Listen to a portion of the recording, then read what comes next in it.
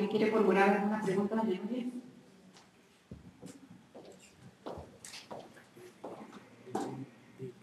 Sí, una pregunta, Nuria. Tal vez, ¿qué pensás que sea el origen, el objetivo, la idea de Nicaragua en relación con el dragado? Porque me parece que es un asunto que viene desde atrás, viene incluso desde el gobierno anterior, hubo solicitudes, y bueno, y es como digamos, lo que ellos manejan a nivel interno en Nicaragua, ¿verdad? Nicaragua presenta esto del área como un triunfo, alegando que les consiguieron el dragado, y la verdad es que el dragado es un derecho siempre y cuando no afecten, digamos, no produzcan daños. Pero me parece que hay un problema ahí en el origen. ¿Qué pensás vos que pueda ser esa explicación? ¿Tiene relación con algún proyecto, con algún... Un poco se lo pregunto.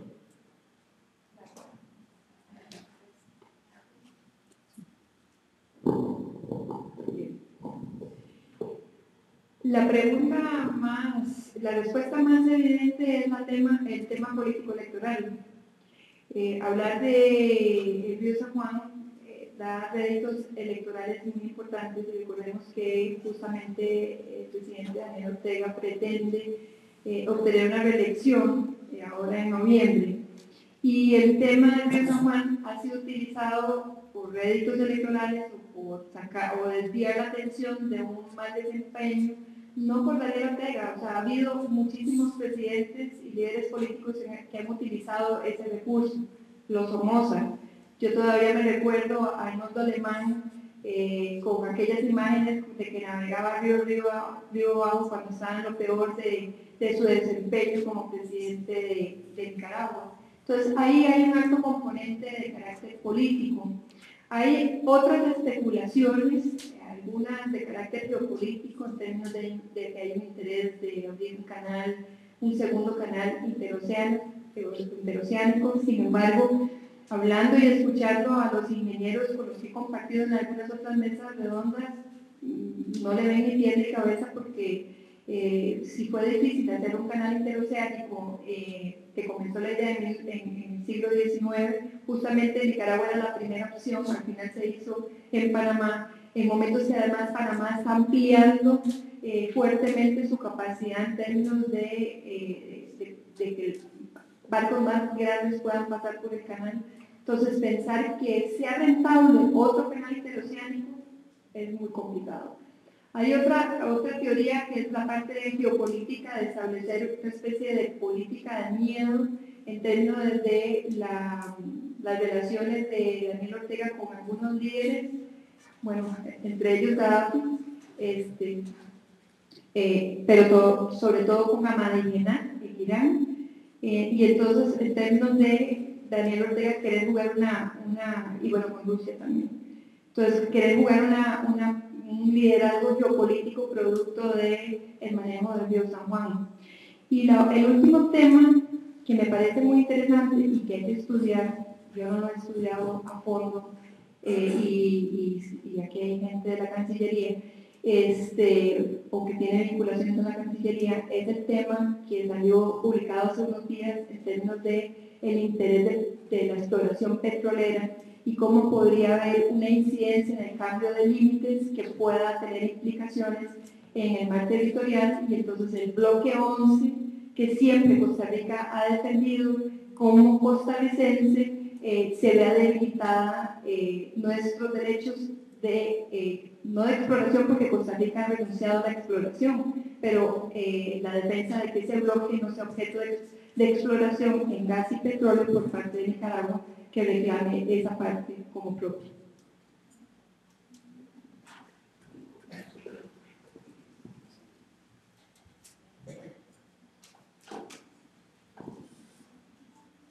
Gracias. Buenas noches, doña Nuria. En un supuesto de que una vez que están ya establecidas las medidas cautelares, si Nicaragua, por razones que desconocemos, insiste en permanecer ahí en el territorio de Isla Calero, en ocupar, desconociendo de alguna forma lo que claramente he dicho en las medidas cautelares del Corte Internacional de la Haya, ¿cuál será la posición de la Corte Internacional ante un evidente cumplimiento de esas medidas por parte de Nicaragua, si ellos tienen la capacidad suficiente para ampliar, no sé si cascos azules o representación internacional en la zona de conflicto, o si el Consejo de Seguridad tiene que además pronunciarse desde el punto de vista del procedimiento para tomar acciones en caso de incumplimiento de las medidas cautelares.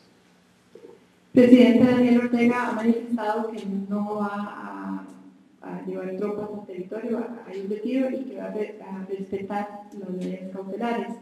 Dicho esto, por ejercicio jurídico, realmente el recurso de la fuerza, recordemos que en materia internacional es el último recurso, pero existe. Y entonces ahí, si hubiese habido un incumplimiento, hay toda una serie de medidas sancionatorias, primero de carácter diplomático, luego de carácter económico, y el último recurso hubiera sido, no el órgano jurisdiccional, sino el Consejo de Seguridad, apoyando el incumplimiento de un mandato de su órgano jurisdiccional por excelencia, el que estaría llamado a hacer cumplir eso. Jurídicamente, claro está, ahí tenemos el reto político, ¿verdad? De lograr que el Consejo de Seguridad utilice ese recurso que jurídicamente lo tiene en un caso en donde no hay muertes. Es complejo porque además hay toda una serie de intereses en ese Consejo de Seguridad.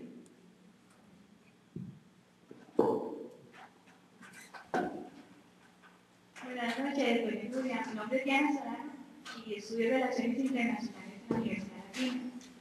Y mi pregunta es, ¿por qué la República Soberana de Nicaragua dice que ellos ganaron el fallo en la Corte Internacional de Justicia? Es decir, se puede claramente que Costa Rica se le dieron más puntos a favor que a ellos. Bueno, eso es una argumentación de carácter política y no jurídica. Recuerdo haber escuchado al embajador, y ellos utilizan mucho este recurso, el embajador Orgüello, y una de las líneas de argumentación era: nosotros hemos ganado porque nos ordenan retirar las tropas y ya las tropas nicaragüenses no están en territorio de Isla Portillos, entonces realmente no nos están, el mandato no nos toca porque ya nosotros no estamos ahí. Bueno, esa es la línea de argumentación que se ha utilizado. Y bueno, la información, yo recuerdo que cuando, pocos minutos después de que se estaba leyendo la resolución de la Haya, ya el periódico La Prensa, que es un medio bastante más moderado que la prensa más afín al gobierno, el titular es Nicaragua ganó, ¿verdad? Y entonces no entiende uno porque uno lee la resolución minuciosamente, y exceptuando el último punto en donde se da que es el único que donde Costa Rica no obtuvo la medida cautelar porque dijo el Tribunal de la Haya que Costa Rica no había podido demostrar en este momento que el dragado nos ocasionara un daño, no los sedimentos, sino el dragado como tal.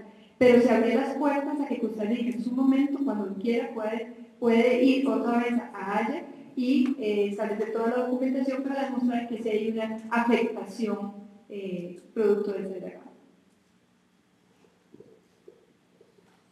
Buenas noches, señora María. Mi pregunta va en ese sentido, tiene que ver mucho con lo que preguntaba don Juan ahora.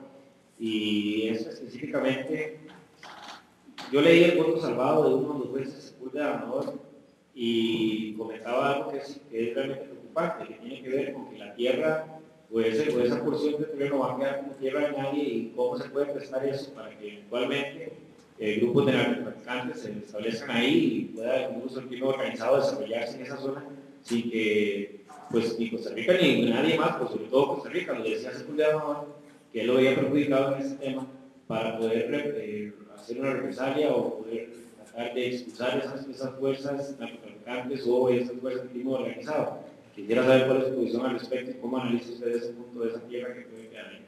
Me parece que las medidas cautelares lo que establece es una medida de, en alguna medida, protección internacional, haciendo un llamado a un retiro de ambos lugares y pues se resuelve el tema de fondo.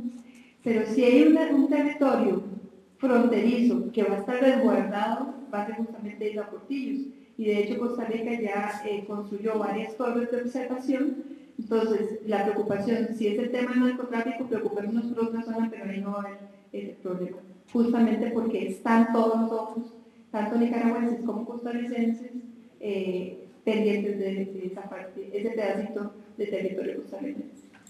No se me desesperen los compañeros que están pidiendo la palabra por aquellos lados. Ya voy a terminar por este lado, ya llego por allá. Gracias. Hola, doña Nuria. La pregunta mía un poco por la estrategia a largo plazo. Se estaba hablando de que Nicaragua ganó, Costa Rica ganó, a nivel mediático sobre todo. Yo pienso que aquí ninguno gana. Son dos países subdesarrollados, ni siquiera consolidados. Somos un mercado emergente. Mientras que hay otros mercados emergentes que están acaparando la atención de las potencias, la inversión. Nosotros somos dos países subdesarrollados peleando por una franja ahí de terreno, eso que es muy típico del polvorín del mundo, ¿verdad? Seguimos siendo ahí un poco el espectáculo ahí a nivel mundial y estamos dando pasar oportunidades.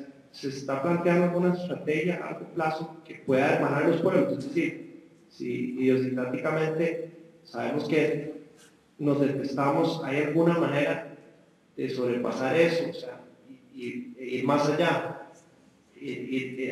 a nivel diplomático, ¿hay alguna forma en que se pueda, digamos, construir más allá del tema jurídico y del tema limítrofe y del tema territorial?